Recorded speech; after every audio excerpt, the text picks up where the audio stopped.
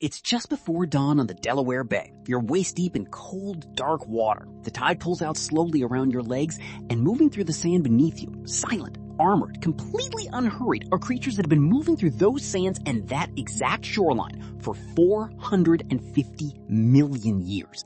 They still look exactly as they did back then, like military helmets with tails. You reach down, you lift one. It is heavier than you expect. Cold, impassive. Biologically, this is a relic, a living fossil, something the planet simply forgot to kill. And the blood running through its primitive open circulatory system, it should be worthless. Yet modern biomedical science reveals a staggering anomaly.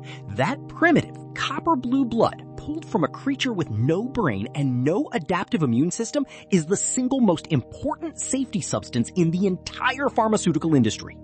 Every vaccine you ever received, every surgical implant, every IV drip, every injectable drug, every medical device that has ever entered your bloodstream were all tested using the blood of this ancient arthropod before it was allowed to touch you. But why? A living fossil crawling ocean floors long before the first dinosaur existed is, right now, the most irreplaceable gatekeeper between you and a potentially fatal immune reaction to the most basic vaccines. Without it, modern medicine has no reliable way to certify its products are safe for human systems. At this point, you'd think it's because horseshoe crabs must have some complex, sophisticated immune system, something rich, something science would spend decades fully unlocking.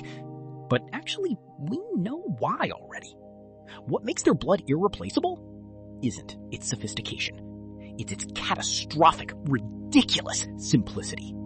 Every mammal, bird, and fish alive has an adaptive immune system, a defense network that learns, remembers, and targets threats with precision. Horseshoe crabs never got there. They have one thing, a single immune cell called an amebocyte floating in that blue fluid. When it meets a bacterial endotoxin, the kind that triggers organ failure in humans, it doesn't analyze. It doesn't signal. It detonates. The cell ruptures instantly, releasing clotting proteins that seal around the threat in a dense, impenetrable gel. No delay, no false positives, just a catastrophic lockdown. It's not a defense system, it's a biological tripwire. That tripwire, unchanged for 500 million years, is so sensitive that a fraction of a nanogram of contamination triggers it.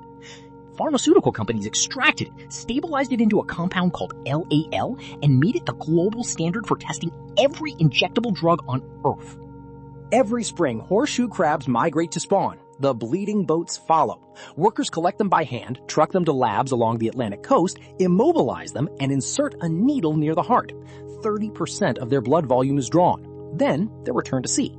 The blood is blue because it uses copper, not iron, to carry oxygen. That copper chemistry is precisely what makes the LAL reaction so stable and so sensitive. And that sensitivity commands $15,000 per liter.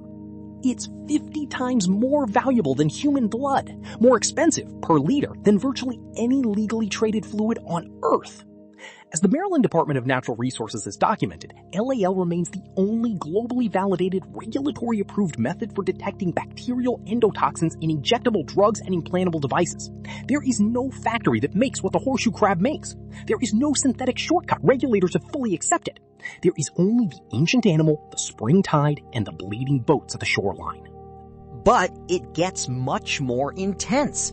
There was already a synthetic alternative. It exists. It works. It's been rigorously tested. And that's Factor C, a lab-synthesized compound that replicates LAL's exact clotting mechanism, performed with equivalent sensitivity and reliability across repeated trials.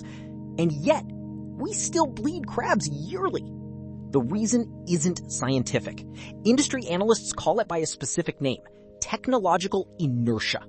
Decades of LAL validation baked into every regulatory framework on Earth have built a system so entrenched that even a proven replacement can't simply walk through the door.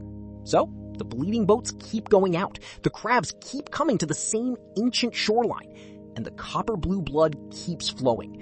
Not because there's no other way, but because the system built around the original way is too large and too load-bearing to change quickly.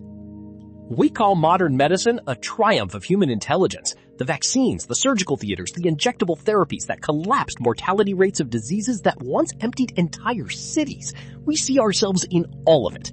But the thing holding the entire architecture together isn't human. It's an ancient creature from before the dinosaurs, from a time when Earth was much different than it is now.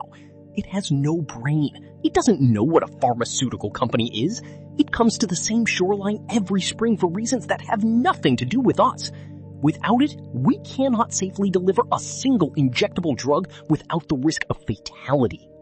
We built the most sophisticated pharmaceutical infrastructure in the history of life on Earth, and at its foundation, quietly, without ceremony, sits a creature that hasn't needed to change since before the first flower bloomed. The horseshoe crab was never trying to save us. It was simply trying to survive. And in doing so, for 450 million years, it has been doing both. Fortunately, no one really keeps crabs as pets, at least not common enough. So it goes without saying that the horseshoe is not only not your pet, but also a national treasure and a living fortune. Want to keep seeing cool, interesting facts like this? Give a thumbs up and hit the subscribe button, and I'll see you in the next video.